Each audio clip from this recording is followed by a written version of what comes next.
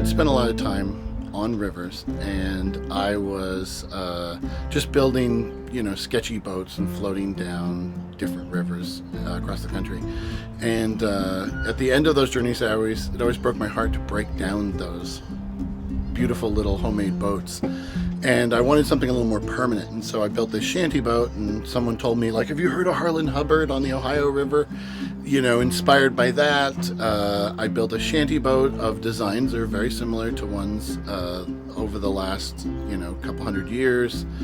Flatboats really early on in the pioneering days of the Ohio River Valley. And then ultimately Shantyboats that people lived on up until like maybe the 50s or 60s. I wanted to take it on rivers, but I didn't want to just be a tourist. I didn't want to just collect up, gather up the ambiance. I wanted to give something back. And so sort of my gift as an artist is to just listen. And so I can listen to people's stories and sort of return that to the community, this oral history that is a living record of where these communities are right now. I've been on the Mississippi, the Tennessee, the Sacramento, the Hudson, and so this year we'd always wanted to do the Ohio, but we kind of put it off. So this year I wanted to do the Ohio.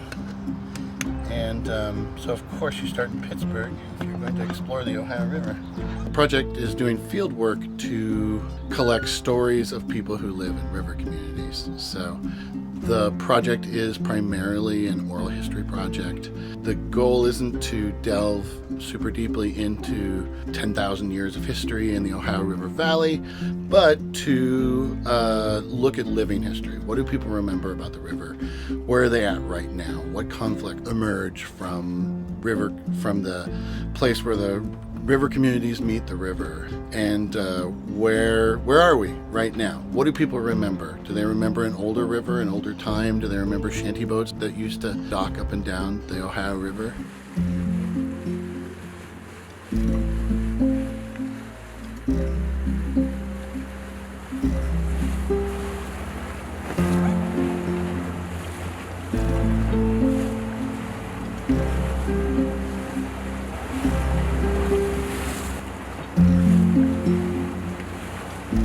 On the river for about a month and change, and we're going to be traveling 600 miles of this 980 mile long river, ending in Louisville, where we have an exhibition of the work that's there kind of waiting for us to catch up with it.